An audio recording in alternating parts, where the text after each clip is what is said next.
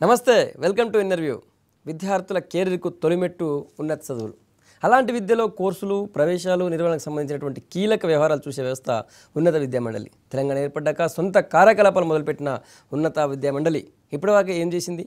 ఉన్నత విద్యా వ్యవస్థలో ఎలాంటి మార్పులు తేబోతుంది? ఈ అంశాలపై ఉన్నత విద్యామండలి చైర్మన్ తుమ్మల పాపిరెడ్డి ఇంటర్వ్యూలో ఆవిష్కరిద్దాం. సార్ నమస్తే. నమస్తే. మొత్తం సెటిల్ అయినట్టేనా? ఇంకా ఆంధ్రప్రదేశ్తో ఇంకేం తగాదాలు ఉన్నాయి? లేదు, మొత్తం సంపూర్ణంగా మేము తెలంగాణ ఉన్నత విద్యామండలి తన కాలవిన తను నిలదొక్కున్నది. ఈ 9 నెలల పైచిల కాలంలో కూడా మేము ఒక విధంగా పూర్తి స్థాయిలో లేకున్నప్పటికీ కూడా చాలా విషయాలలో కూడా తెలంగాణ రాష్ట్రంలో ఉన్నత విద్య పరిశిష్టం కోసం చాలా చర్యలు చేపట్టడం జరిగింది. ఎట్లా ఉంది ఉన్నత విద్య వ్యవహారాలుగా చక్కబెట్టే విషయం కావచ్చు, ఎంట్రన్స్లకు సంబంధించి కావచ్చు, ఇవన్నీ సాఫీగా జరుగుతున్నాయా? అన్నీ పూర్తిగా మీ చేతిలోకి వచ్చేసి నిర్వహిస్తున్నారు అనుకోవచ్చా? తెలంగాణ రాష్ట్రం ఏర్పడిన తర్వాత తెలంగాణ ఉన్నత విద్యామండలి ఆగస్టు 5న తెలంగాణ ప్రభుత్వం ఏర్పాటు చేయడం జరిగింది. దాని తర్వాత మమ్మల్ని ప్రభుత్వం నియమించడం జరిగింది. ఆ తర్వాత నుంచి కొంత ఆంధ్రప్రదేశ్ ఉన్నత విద్యామండలితో కొన్ని సమస్యలు ఏర్పడ్డప్పటికీ కూడా మేము వాటిని అధిగమించి ఒకవైపు తెలంగాణ ఉన్నత విద్యను పటిష్టం చేస్తూ, రెండో వైపు మా హక్కుల కోసం పోరాటం చేస్తూ అంతిమంగా మేము మా గమ్యమైన తెలంగాణ ఉన్నత విద్యామండలి సంపూర్ణంగా మేము ఏర్పాటు చేసుకోవడం జరిగింది. అంటే ఏపీతో చిక్కులన్నీ పూర్తిగా తొలగిపోయినట్టేనా, ఇంకేమైనా ఉన్నాయా? పూర్తిగా తొలగిపోయినాయి, ఏమీ లేవు. వాళ్ళే కొంత ఇబ్బంది పెట్టడం జరిగింది, కానీ ఎప్పుడు కూడా మాకు అదేం లేదు. సరే, ఈ ఇంజనీరింగ్ కాలేజీల యొక్క నిర్వహణ, వాటికి ఫెసిలిటీస్, తర్వాత ఈ ఫీజు సమస్య అనేది ఇంకెప్పుడు పూర్తిగా తీరుతుంది? ఇంజనీరింగ్ కాలేజీలది ఒక విషయం మీకు స్పష్టంగా మీ V6 ద్వారా నేను అందరికీ చెప్పదలుచుకునేది ఏంటంటే, ఉమ్మడి ఆంధ్రప్రదేశ్ రాష్ట్రంలోనే చాలా ఎక్కువగా ఇంజనీరింగ్ కాలేజీల స్థాపన జరిగింది. అంటే వాస్తవంగా ఆంధ్రప్రదేశ్ ఉమ్మడి రాష్ట్రానికే ఇంత స్థాయిలో ఇంజనీరింగ్ కాలేజీల ఆవశ్యకత లేకుండే. రెండవది, AICT తన నిబంధనలను చాలా సరళతరం చేయడంతో పెద్ద ఎత్తున ఇంజనీరింగ్ కాలేజీలు ఏర్పడడానికి కూడా అవకాశం ఏర్పడ్డది. ఈ విస్తరణ ఎంత దూరం ఏంటంటే, వాస్తవికతకు, ఆర్థిక వ్యవస్థకు, అభివృద్ధికి సంబంధం లేనంత విస్తృత స్థాయిలో ఇంజనీరింగ్ కాలేజీలు ఏర్పాటు చేయడం జరిగింది. దానిలో సీట్ల సంఖ్య కూడా విపరీతంగా పెంచడం జరిగింది. దీంతో ఏం జరిగిందంటే, వాస్తవంగా ఇంజనీరింగ్ గ్రాడ్యుయేట్స్ ఆర్థిక వ్యవస్థకు అవసరాలు వాటి నిమిత్తం లేకుండానే ఈ విద్యా వ్యాప్తి కావడం జరిగింది. కాబట్టి గత 3-4 సంవత్సరాల నుంచి కూడా మీరు గమనిస్తే ఎంసెట్ ఎంట్రన్స్ ఎగ్జామ్స్, దాని తర్వాత ఇవాళ ప్రవేశ విషయాలు చూస్తే ఎప్పుడు కూడా దాదాపు 1,00,000 పై సీట్లు మిగిలిపోయే పరిస్థితి ఏర్పడి జరిగింది ఒకవైపు.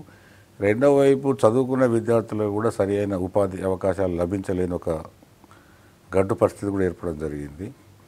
ఈ పరిస్థితుల నుంచి కొత్త తెలంగాణ రాష్ట్రం ఏర్పడిన తర్వాత గౌరవనీయులు ముఖ్యమంత్రి గారు చంద్రశేఖరరావు గారు దీనిపైన కూడా కొంత దృష్టి పెట్టడం జరిగింది.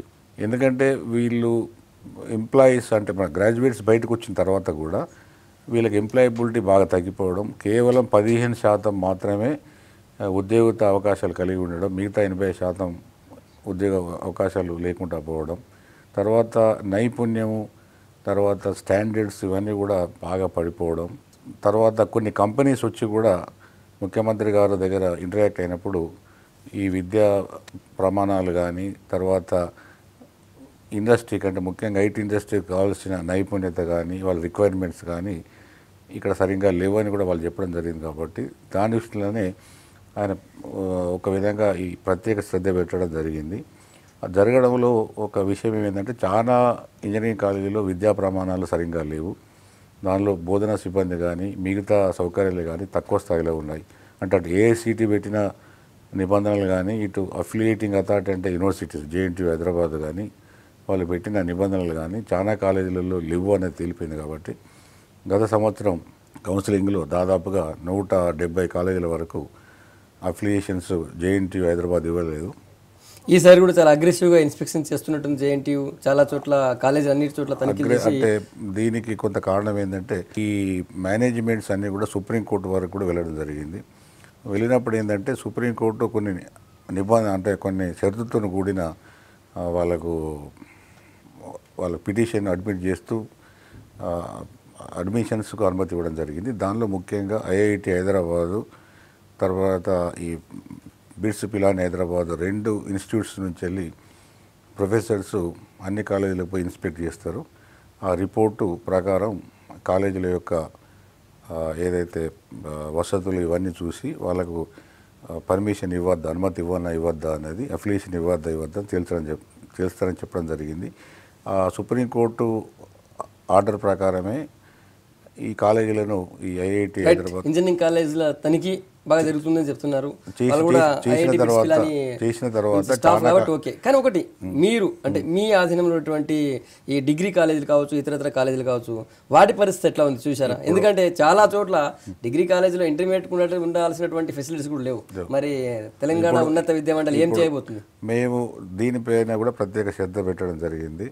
వాస్తవంగా మేము గత 2 సంవత్సరాలు అంటే 2013, 14, 15 ఈ 2 సంవత్సరాల్లో ఆంధ్రప్రదేశ్ ఉన్నత విద్యా మండలి ఉమ్మడి రాష్ట్రంలో దాదాపుగా 300 కాలేజీల వరకు ఈ తెలంగాణ 10 జిల్లాలో, అంటే ఇప్పుడున్న తెలంగాణ రాష్ట్ర 10 జిల్లాలలో కూడా ఇవ్వడం జరిగింది. అంటే చాలా పెద్ద ఎత్తున దాని యొక్క విస్తరణ జరిగింది. ఇక్కడ కూడా చాలా కాలేజీలలో కనీసమైన వసతులు లేకుండా పోవడం, తర్వాత కొన్ని కాలేజీలే చైన్ ఆఫ్ కాలేజెస్ కంటే మిగతా మండలాలలో పెట్టడం, కొన్ని విచిత్రమైన పరిస్థితులు ఏంటంటే 2 జూనియర్ కాలేజీలు ఉన్న మండలంలో కూడా అంతకన్నా ఎక్కువగా డిగ్రీ కాలేజీలు వచ్చిన ఒక విచిత్రమైన పరిస్థితి కూడా. వాటిని ఉన్నత విద్యా మండలి గుర్తించిందా? వాటిపై ఏం చేయబోతుంది? ఎలాంటి చర్య తీసుకోబోతుంది? వాళ్ళకి ఏం గైడ్ చేయబోతుంది? మేము మా మండలి ఏర్పడే వరకే ఆ కాలేజీల యొక్క స్థాపన కూడా జరిగిపోయింది కాబట్టి ఇప్పుడు మేము గుర్తించకపోయే సమస్య రాదు. కాకపోతే మేము ఏం చేస్తున్నామంటే ఈ ఇయర్ దాదాపుగా అన్ని జిల్లాల మేనేజ్మెంట్స్ కూడా ఒక విషయం స్పష్టంగా చెప్పడం జరిగింది. మీరు నిబంధనలను తప్పకుండా పాటించాలి. దానిలో మేము మొదటి ముఖ్యమైన కండిషన్ పెట్టదలుచుకునేది ఏంటంటే బయోమెట్రిక్ సిస్టమ్ అన్ని కాలేజీలలో ప్రవేశపెట్టడం. ఒకవేళ 70% అటెండెన్స్ లేకపోతే వాళ్ళు పరీక్షలకు అనర్హులని చెప్పడం. ఇది పెట్టడంలో కూడా మేము దీనిలో 2 విధాలుగా, అంటే ఖచ్చితంగా నిబంధనలు పాటించేటట్టు చేయడం కోసం ప్రతి నెలకు ఒకసారి అటెండెన్సు అటు యూనివర్సిటీ వెబ్సైట్ ఉంటుంది, దానికి ఆయా సంబంధిత యూనివర్సిటీల కాలేజీలు పంపాలి. రెండో వైపు ఉన్నత విద్యా మండలిలో కూడా మేము ఒక వెబ్సైట్ ఓపెన్ చేసి ఉన్నది కాబట్టి దాన్ని కూడా పంపాలి. ఈ ఉద్దేశం ఏంటంటే మళ్ళీ తర్వాత ఎగ్జామ్స్ అప్పుడు వాళ్ళు ఈ అటెండెన్స్ను తప్పుదూర పట్టేయకుండా మళ్ళీ మిగతా అటువంటి అంటే ఎటువంటి అయినా అవకతవకలు జరగకుండా చూసే అవకాశం ఉంటుంది. ఒకటి, పాపిరెడ్డి గారు, ఉన్నత విద్యా మండలి స్వతంత్రంగా వ్యవహరిస్తుందా లేకపోతే ప్రభుత్వము అధికార పార్టీ కనుసన్నలు నడుస్తుందా? ఇది స్వతంత్రంగా వ్యవహరిస్తూనే ఆ స్వతంత్రంగా వ్యవహరించే క్రమంలో రాష్ట్ర ప్రభుత్వం యొక్క విధి విధానాలను అనుసరించి మేము పనిచేయాల్సి ఉంటుంది. ఎందుకంటే మాది కొంతమేరకు స్వతంత్ర ప్రతిపత్తి కలిగి ఉన్నప్పటికీ కూడా ప్రభుత్వ విధానాలు ఒకటి ఉంటుంది. అంటే ఉన్నత విద్యలో ప్రభుత్వం యొక్క ఆలోచనలు ఉంటాయి. తప్పకుండా ప్రభుత్వం యొక్క ఆలోచనలను మేము పరిగణలోకి తీసుకొని పనిచేయాల్సి ఉంటుంది. తెలంగాణ వచ్చిన తర్వాత అన్ని స్థాయిలో సిలబస్ మార్పులు జరుగుతున్నాయి. మీరు కూడా ఆల్రెడీ సిలబస్ కోసం మార్పుల కోసం కమిటీ కూడా వేశారు. ఎక్కడ దాకా వచ్చింది సిలబస్ మార్పులు? దాదాపుగా చాలా సబ్జెక్టులలో కూడా మేము సిలబస్ మార్పులు చేయడం జరిగింది. దానిలో ముఖ్యంగా లాంగ్వేజెస్ తెలుగులో, ఎందుకంటే తెలంగాణ రాష్ట్రం వచ్చిన తర్వాత తెలంగాణ సంస్కృతి, తెలంగాణ చరిత్ర, తెలంగాణ కళాకారులు, తెలంగాణ రచయితలు, తెలంగాణ మిగతా విషయాలన్నీ కూడా ఉమ్మడి ఆంధ్రప్రదేశ్ రాష్ట్రంలో పెద్ద ఎత్తున నిరాదరణకు గురైనాయి కాబట్టి వాటికి తగిన ప్రాధాన్యత, తగిన స్థానం కల్పించే ప్రయత్నాని కోసం కూడా సిలబస్లు మార్చడం జరిగింది ఒకటి. రెండో, తెలంగాణ చరిత్ర కూడా కొంత ఈ ఉమ్మడి ఆంధ్రప్రదేశ్ రాష్ట్రంలో నిరాదరణకు, వక్రీకరణ కూడా గురైంది కాబట్టి దాన్ని కూడా మేము మళ్ళీ ఆ తెలంగాణ చరిత్రను కూడా మళ్ళీ చరిత్రలో సరిగా నిలబడటం కోసం కూడా సిలబస్లు మార్చడం జరిగింది. దాంతోపాటుగా మిగతా అన్ని సబ్జెక్టుల సిలబస్లు, అంటే ఆధునికంగా దాదాపుగా గత 5-6 సంవత్సరాల నుంచి వెళ్ళి సిలబస్ల యొక్క ఆధునీకరణ జరగలేదు కాబట్టి ఈ మధ్యన వచ్చిన అనేకమైన మార్పులు, ఒక్కొక్క సబ్జెక్టులో వచ్చిన మార్పులను కూడా దానిలో మేము జతపరిచి సిలబస్లు కూడా పెద్ద ఎత్తున ఆధునీకరించడం జరిగింది. అంటే 2 విషయాలు, ఒకటేమో సిలబస్లు అన్ని సబ్జెక్టులు ఆధునీకరించడం, రీసెంట్గా జరిగిన మార్పులను కూడా వచ్చిన సబ్జెక్టుల్లో కూడా తీసుకోవడం. రెండవది, తెలంగాణ ఒక ప్రత్యేక పరిస్థితి దృష్ట్యా, తెలంగాణ దృష్ట్యా కూడా సిలబస్ మారుస్తారు. కానీ కాలేజీల్లో నాణ్యత పెంచేందుకు ఏం చేస్తారు? ఇప్పుడు దాదాపుగా డిగ్రీ కాలేజీలు 4 రకాలుగా ఉన్నాయి. ఒకటి ప్రభుత్వ డిగ్రీ కళాశాలలు, 2 ప్రభుత్వ ఎయిడెడ్ డిగ్రీ కళాశాలలు, 3 పూర్తిగా ప్రైవేటు కళాశాలలు, 4 కొన్ని యూనివర్సిటీలు కూడా అనుబంధ అంటే కన్స్టిట్యూయెంట్ కళాశాలలు అంటే డిగ్రీ కళాశాల. అయితే దీనిలో ఒక్కొక్క దానికి ఒక్కొక్క సమస్య ఉన్నది. ప్రభుత్వ డిగ్రీ కాలేజీలలో దాదాపుగా ఇలా 2 విధాలుగా ఉన్నది. ఒకటేమో ఓల్డ్ ఎస్టాబ్లిష్డ్ కాలేజీలు ఒకటి ఉన్నది. తర్వాత తెలంగాణ ఉద్యమం బాగా ఉధృతంగా జరుగుతున్న సమయంలో స్వర్గీయ వైఎస్ఆర్ ముఖ్యమంత్రిగా ఉన్నప్పుడు పెద్ద ఎత్తున తెలంగాణ ప్రాంతానికి కూడా కాలేజీలను అనుమతులు ఇవ్వడం జరిగింది. దాదాపు దానిలో 50 నుంచి 60 కాలేజీల వరకు కూడా ఈ 10 జిల్లాలో రావడం జరిగింది. అయితే అంతకుముందు పాత అంటే ఎస్టాబ్లిష్డ్ ఓల్డ్ కాలేజెస్లో ఏమో చాలా మటుకు గత ప్రభుత్వాల యొక్క పాలసీ విధానాల వలన రిక్రూట్మెంట్స్ లేక చాలా కాలేజీలలో కూడా స్టాఫ్ తక్కువగా ఉన్నది ఒకటి. రెండవది ఈ కొత్తగా ఏర్పరిచిన గత 2008 తర్వాత ఏర్పరిచిన కాలేజీలలో కేవలం గవర్నమెంట్ ఇంటర్మీడియట్ కాలేజీలనే ఈ కాలేజీలు స్థాపించడం జరిగింది. చాలా కాలేజీలకు కూడా బిల్డింగ్స్ లేవు, స్టాఫ్ లేదు, ఇన్ఫ్రాస్ట్రక్చర్ లేదు. అయితే ఈ సంవత్సరం పెద్ద ఎత్తున ఆ విషయాన్ని మేము ముందు తీసుకొచ్చినాం కాబట్టి కొన్ని కాలేజీలకు బిల్డింగ్ శాంక్షన్ చేయడం జరిగింది. త్వరలోనే ఈ విషయాలన్నీ సర్దుకుంటే ఈ నియామకాలు కూడా జరిగే అవకాశం ఉంటుంది కాబట్టి అదొకటి. తర్వాత గవర్నమెంట్ ఎయిడెడ్ కళాశాలలో సమస్య ఇంకా తీవ్రంగా ఉన్నది. తెలంగాణలో దాదాపుగా 60 పైచీలకు 70 వరకు అన్ఎయిడెడ్ అంటే గవర్నమెంట్ ఎయిడెడ్ కాలేజీలు ఉన్నాయి. ఇది చంద్రబాబు గారు ముఖ్యమంత్రిగా ఉన్నప్పుడు 1997లోనే ఒక జీవో తీయడం జరిగింది. ఒకవేళ ఆయా కాలేజీలలో ఎవరైనా లెక్చరర్స్ రిటైర్డ్ అయితే ఆ పోస్టులు తీసివేయడం జరిగింది. దానివల్ల ఏమైందంటే ఈ ఫలితంగా ఇప్పటి వరకు ఏంటంటే దాదాపుగా 1700 పైచీలకు పోస్టులు ఉంటే ఇప్పుడు 400 మంది మాత్రమే పనిచేస్తున్నారు. చాలా మంచి పెద్ద మంచి కాలేజీలు ఉన్నాయి. ఓజే అంటే ఉస్మానియా గ్రాడ్యుయేట్స్ అసోసియేషన్ వాళ్ళు స్థాపించినవి ఉన్నాయి, ఫిలాంథ్రపిస్టులు స్థాపించినవి ఉన్నాయి, చాలా మంచి కాలేజీలు ఉన్నాయి. అయితే మేము ప్రభుత్వానికి ఒక విన్నపం ఏం చేయదలుచుకున్నామంటే ప్రభుత్వమే ఈ గవర్నమెంట్ ఎయిడెడ్ కాలేజీలను టేక్ ఓవర్ చేసుకొని ఒకవేళ దానిలో పూర్తి రిక్రూట్మెంట్ చేయగలిగితే ఒక మంచి వ్యవస్థ ఏర్పాటు అవుతుంది. కాబట్టి ఆ సమస్య కోసం కూడా మేము ప్రభుత్వాన్ని కొంత మేము పర్సువేట్ చేస్తున్నాం తీసుకోమని. మూడోది ఏదైతే ప్రైవేటు అన్ఎయిడెడ్ కాలేజెస్ ఉన్నాయో ప్రైవేట్ కాలేజెస్ ఉన్నాయో ఇవి దాదాపుగా 1000 కాలేజీల పైన ఉన్నాయి. ఈ వీటిలో కూడా ఈ మధ్యనే 300 పై కాలేజీలు 2 సంవత్సరాలు వచ్చినాయి. చాలా కాలేజీల్లో కనీస వసతులు లేవన్నది కూడా మాకు వచ్చింది. దానిలో స్టాఫ్ కానీ బిల్డింగ్లో సరైన వసతులు కానీ లేకపోతే బిల్డింగ్ ఉండాల్సినంత పరిణామంలో కానీ లైబ్రరీ కానీ మీ ల్యాబ్స్ కానీ చాలా తక్కువ స్థాయిలో ఉన్నాయి.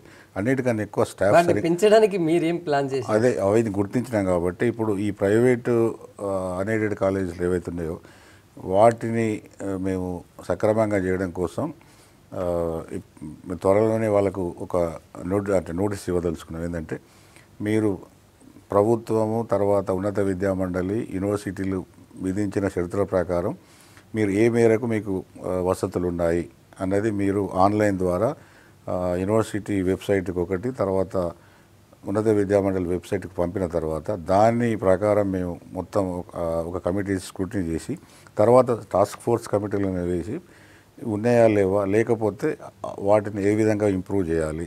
ప్రైవేట్ వాళ్ళ సంగతి సరే, గవర్నమెంట్ కాలేజీలో కూడా క్వాలిటీ ఎడ్యుకేషన్ లేకపోయింది అనేది ఇన్ని రోజులు మనం అన్నాం. ఇక ముందు ఎట్లా పెంచబోతుంది? ఇప్పుడు ప్రభుత్వము ఈ ఖాళీలన్నింటినీ కూడా సత్వరమే నింపాలి. దానికోసం ప్రభుత్వం కూడా కసరత్తు చేస్తున్నది. ఎందుకంటే ఇప్పుడు కొంత ఈ బైఫర్కేషన్ ఇవన్నీ కూడా కొంత సమస్యలు ఉన్నాయి కాబట్టి ఇవన్నీ అయిపోయిన తర్వాత త్వరలోనే నోటిఫికేషన్ కూడా ఇచ్చే అవకాశం ఉన్నది. ఇప్పటికే ప్రభుత్వం చెప్తున్నది ఏవైతే ఖాళీలు ఉన్నాయో అన్నింటిని కూడా మేము త్వరలో నింపుతాం. కాకపోతే కొన్ని టెక్నికల్ అంశాలు అనేక 3 ఉన్నాయి. ఒకటి రెండవది ముఖ్యమంత్రి గారు కూడా అనేక సందర్భాల్లో ఒక మాట అన్నారు. ఏంటంటే ఎవరైతే ఆయా కళాశాలలో పనిచేస్తున్నారో వాళ్ళని రెగ్యులర్ చేస్తున్నారు కాబట్టి ఆ సమస్యను కూడా మేము కొంత దృష్టి పెట్టి అది కూడా పరిష్కరించాల్సిన అవసరం ఉన్నది. కాబట్టి ఇవన్నీ కూడా లెక్కలోకి తీసుకొని త్వరలోనే ఈ నియామకాలు అయితే కొంత మేరకు ఈ పరిస్థితులు కొంత బాగు చేసే అవకాశం ఉంటుంది. Okay sir. పాపిరెడ్డి గారు, ఈ ఫీజు రియంబర్స్మెంట్ గందరగోళం పోయినట్టేనా ఇంకుందా? దాదాపుగా గత 3 సంవత్సరాలు ఉమ్మడి రాష్ట్రంలో కాంగ్రెస్ ప్రభుత్వం చాలా బకాయిలు 2 రాష్ట్రాలు కూడా పెట్టడం జరిగింది. అటు ఆంధ్రప్రదేశ్ ప్రభుత్వాన్ని కానీ తెలంగాణ ప్రభుత్వాన్ని కానీ. తెలంగాణ ప్రభుత్వం కొంత ఫాస్ట్ అటువంటి గైడ్లైన్స్ అనుకున్నా కూడా వాటిని విరమించుకొని ఇప్పుడు దాదాపుగా 3 సంవత్సరాల ఏరియర్స్ దాదాపు 1530 కోట్ల వరకు ఉన్న ఏరియర్స్ అన్నీ కూడా ప్రభుత్వం చెల్లించడం జరిగింది. ఇప్పుడు అంటే 15 సంవత్సరానికి గల అకాడమిక్ ఇయర్కు బాకీ ఉన్నది. కాకపోతే ప్రభుత్వం అప్పుడే చెప్పింది మేము ఇంత పెద్ద ఎత్తున మేము పేమెంట్ చేసినాం కాబట్టి ఇది 15-16 ఆర్థిక సంవత్సరంలో ఇస్తామని చెప్పడం జరిగింది. కాబట్టి అది కూడా ప్రభుత్వం బడ్జెట్లో కొంత కేటాయింపు ఇవ్వడం జరిగింది. కొంత వెలుసుబాటు చూసుకుని కూడా అది కూడా కాలేజీలకు ఇవ్వడానికి సిద్ధపడుతున్నది. కాకపోతే కొన్ని ఇన్స్టాల్మెంట్స్ వైజ్కి ఇవ్వచ్చు. ఈ డిగ్రీ కాలేజీలో ఎక్కువగా కాంట్రాక్ట్ ఉద్యోగులు ఉన్నారు. సో ఈ కాంట్రాక్ట్ ఉద్యోగులను రెగ్యులరైజేషన్ గవర్నమెంట్ ఆల్రెడీ చెప్పింది. సో ఈ ప్రక్రియ ఎప్పుడు స్టార్ట్ అయ్యే అవకాశం ఉంటుంది? గవర్నమెంట్ డిగ్రీ కాలేజీలలో దాదాపుగా గత 10 సంవత్సరాల నుంచి వెళ్ళి కూడా రిక్రూట్మెంట్స్ అనేవి లేవు. ఎందుకంటే గత ప్రభుత్వాల యొక్క విధానాల ఫలితంగా ఇటువంటి పరిస్థితి ఎదురైంది. దానివల్లనే ఈ కాంట్రాక్ట్ టీచర్ల వ్యవస్థ లేకపోతే అకాడమిక్ అసిస్టెంట్సా లేకపోతే రకరకాల పేర్లతో పిలుస్తున్నారు. అయితే ఇప్పటికైనా కూడా ముఖ్యమంత్రి గారు ఏమని చెప్తున్నారంటే సాధ్యమైనంత వరకు వీళ్ళకి ఏదో విధంగా అవకాశం ఇవ్వాలని చెప్పడం జరుగుతున్నది. అయితే ఇక్కడ కూడా వాళ్ళ రెగ్యులరైజేషన్ కావాలంటే కూడా గవర్నమెంట్ డిగ్రీ కాలేజీల్లో కొన్ని సమస్యలు ఉన్నాయి. ఒకటి ఏంటంటే ఆయా కాలేజీలలో ఎన్ని బడ్జెటరీ పోస్టులు ఉన్నాయి, అంటే ఎన్ని పోస్టులు ఉన్నాయి, ఎంతమంది పనిచేస్తున్నారు, తర్వాత అన్నిటికన్నా ముఖ్యం ఏంటంటే రోస్టర్ పాయింట్స్, అంటే రిజర్వేషన్లో ఖచ్చితంగా రోస్టర్ పాయింట్స్ చూడాలి. కాబట్టి ఆ రోస్టర్స్ కూడా ఎంతవరకు ఎట్లా ఫిట్ అవుతాయి ఇవన్నీ తీసుకున్న తర్వాతనే ప్రభుత్వం అన్ని వైపుల నుంచి వెళ్ళి ఒక సమైక్య దుస్తుని చూసి సాధ్యమైనంత వరకు, ఎందుకంటే దాదాపుగా నాకు తెలిసిన వరకు ప్రభుత్వ డిగ్రీ కళాశాలలో కానీ జూనియర్ కళాశాలలో కానీ 10 సంవత్సరాల నుంచి వెళ్ళి అంతకన్నా పై కూడా పనిచేస్తున్న వాళ్ళు ఉన్నారు. కాబట్టి వాళ్ళు క్వాలిఫైడ్ అయ్యి అంటే రూల్స్ వాళ్ళు రెగ్యులేషన్స్ ఏవైతే ఉంటాయో దానికి వాళ్ళు ఒకవేళ ఫిట్ అయ్యి రోస్టర్ పాయింట్లో ఫిట్ అయితే మాత్రం తప్పకుండా వాళ్ళకు వెయిటేజ్ ఇచ్చి వాళ్ళకి న్యాయం చేయాల్సిన అవసరం ప్రభుత్వానికి ఉన్నది. ఒకటి పాపిరెడ్డి గారు, ఈ మెరిట్ స్టూడెంట్స్ అంతా కూడా ఇప్పుడు డిగ్రీ వైపు ఎవరు రావట్లేదు.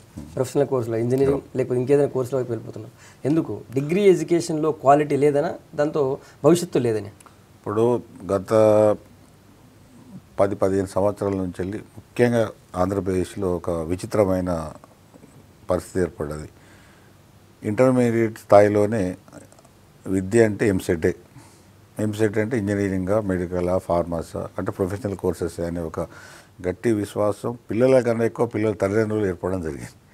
దాంతో ఏంటంటే అది ఇంటర్మీడియట్ స్థాయిలోనే మంచి వర్తున్న పిల్లలు, క్రీమ్ అంటే ఒక మంచి చదువుకునే పిల్లలు, సీరియస్ పిల్లలందరూ కూడా ఇంటర్మీడియట్లోనే ఎక్కువ సైన్సెస్ కోర్స్ తీసుకోవడం, అంటే ఎంపీసో బైపీసో తీసుకోవడం.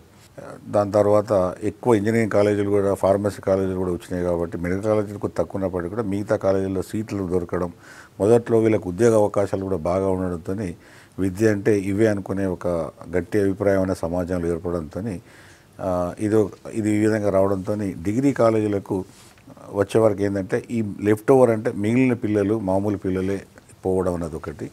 తర్వాత సామాజిక పరంగా కూడా మేము చూసినాం. సామాజిక పరంగా డిగ్రీ అంటే కన్వెన్షనల్ ఎడ్యుకేషన్, డిగ్రీ కోర్సెస్లకు అగ్రవర్ణాల పిల్లలు కానీ, ఆ మాటకు వస్తే బీసీ, ఎస్సీ, ఎస్టీలో ఉన్న ఉన్నత వర్గాలు అంటే ఆర్థికంగా ముందున్న వర్గాలు వాళ్ళ పిల్లలు కూడా ఈ డిగ్రీ కోర్సులకు రావడం లేదు.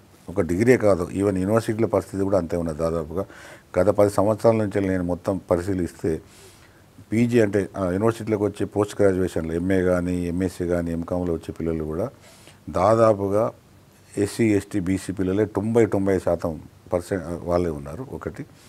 రెండవది వీళ్ళందరూ కూడా గ్రామీణ నేపథ్యం. మూడవది ఆర్థికంగా కూడా బాగా వెనుకబడి ఉన్నారు. తర్వాత ఫస్ట్ జనరేషన్ అంటే ఆ కుటుంబాల నుంచి వాళ్ళే మొదలు ఈ స్థాయికి రావడం.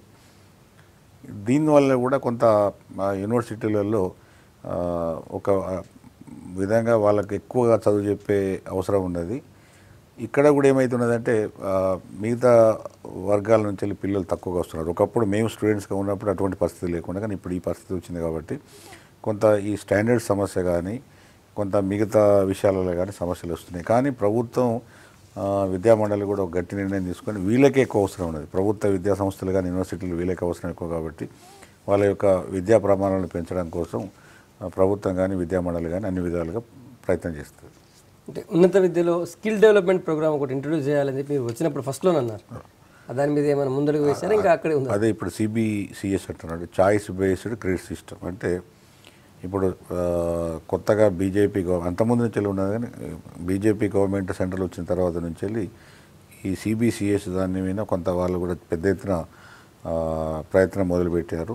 దానిలో భాగంగానే 2 సార్లు, ఒకసారి అన్ని రాష్ట్రాల విద్యా మంత్రులతోని, తర్వాత అన్ని రాష్ట్రాల విద్యా సెక్రటరీలతోని కూడా మీటింగ్ పెట్టడం జరిగింది.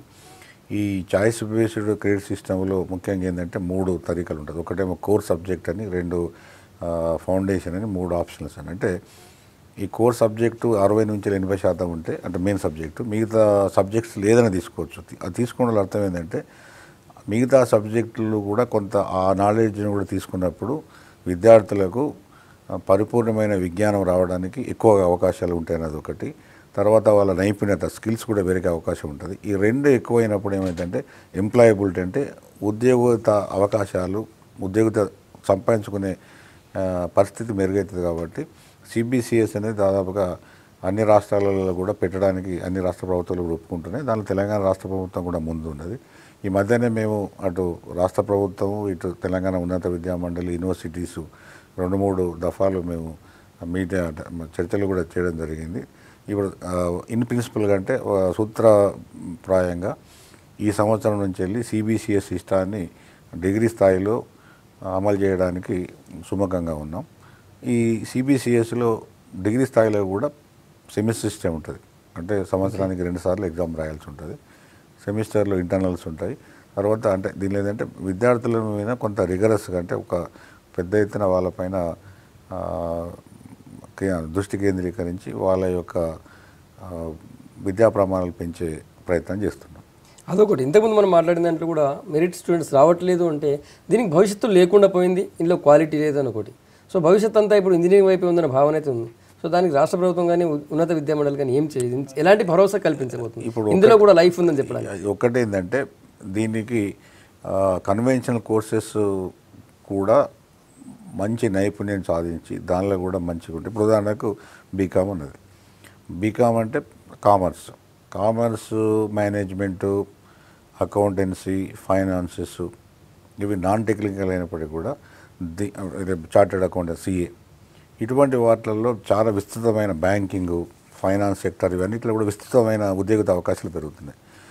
పిల్లలు కేవలం ఇంజనీరింగు, మెడికల్, ఫార్మసీ కాకుండా ఈ వైపు రావడానికి కూడా అవకాశం ఉన్నది. ఒకవేళ సరి అయిన సిలబస్లు, సరి అయిన శిక్షణ, సరి అయిన విద్య బోధన చేయగలిగితే తప్పకుండా ఈ వైపు కూడా ఉద్యోగ అవకాశాలు పెరగచ్చు. అట్లాగే బీఎస్సీ, బీఏలో కూడా వాళ్ళు ఎక్కడున్నా కూడా వాళ్ళు అంటే పూర్తిగా దానిలో ఇన్వాల్వ్ అయ్యి దానిలో నిష్ణాతులై కొంత ముందు పోగలరు. తప్పకుండా కొంత ఉద్యోగ అవకాశం ఉంటుంది. కాకపోతే చదువుకున్న వాళ్ళందరికీ ఉద్యోగాలు దొరకాలంటే దొరకకపోవచ్చు. కానీ దానిలో ఎవరు మెరుగైన విద్యను అభ్యసిస్తారనే దాన్ని వినబట్టి తప్పకుండా ఆయా రంగాల్లో ఉద్యోగ అవకాశాలు ఉన్నాయి.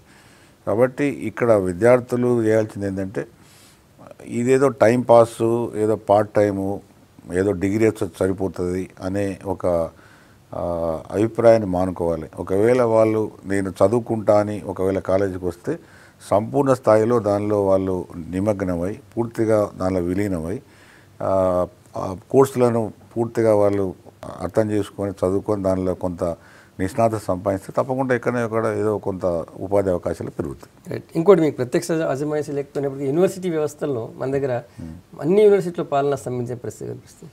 అంటే గత ప్రభుత్వాల యొక్క పాలనా విధానాలు, కొంత వైస్ ఛాన్సలర్స్ అపాయింట్మెంట్లు అంటే నియామకాలు కూడా సక్రమంగా జరగకపోవడం, ప్రభుత్వ విధానాల వలన యూనివర్సిటీలు చాలా మట్టుకు నిర్వీర్యం కావడం, అనేక అవకతవకలకు దారి తీయడం, చాలా యూనివర్సిటీల పైన విచారణలు కూడా జరుగుతున్నాయి. ఇప్పటికీ గవర్నమెంట్ వచ్చాక కూడా యూనివర్సిటీలో ఎక్కడ కూడా ఆ నేపథ్యంలోనే ముఖ్యమంత్రి గారు ఒక తీవ్రమైన నిర్ణయం తీసుకోవడం జరిగింది. యూనివర్సిటీలు బాగుపడాలంటే కేవలం వైస్ ఛాన్సలర్స్ నియమించినంత మాత్రానే బాగుపడాయి. అంతకన్నా కూడా చాలా తీవ్రమైన సమస్యలతో యూనివర్సిటీలు అంటే సతమతమవుతున్నాయి. కాబట్టి ఒక విధంగా యూనివర్సిటీలలో మళ్ళీ పూర్తి స్థాయి పూర్వ వైభవం తీసుకురావాలనుకున్నప్పుడు వైస్ ఛాన్సలర్తో పాటుగా అక్కడ అంతర్గతంగా ఉన్న చాలా సమస్యలను కూడా పరిష్కరించాల్సి ఉంటుంది. తర్వాత చాలా యూనివర్సిటీలో కూడా ఎట్లా అంటే పరిస్థితులు ఉందంటే చాలామంది వైస్ ఛాన్సలర్స్ ధైర్యంగా ఆఫీసులో కూర్చొని పనిచేసే పరిస్థితులు కూడా చాలా తక్కువగా ఉన్నాయి కాబట్టి చాలా ఒక విధమైన అకాడమిక్ అట్మాస్ఫియర్ బాగా తగ్గి ఉన్న పరిస్థితులలో అన్ని విధాలుగా ఆలోచించి యూనివర్సిటీస్ ఏ విధంగా మనం దాన్ని మళ్ళీ పునరుద్ధరించాలి, ఏ విధంగా ఎటువంటి స్టెప్స్ తీసుకోవాలని దాని మీద మాతో చాలాసార్లు ముఖ్యమంత్రి గారు మాట్లాడడం జరిగింది.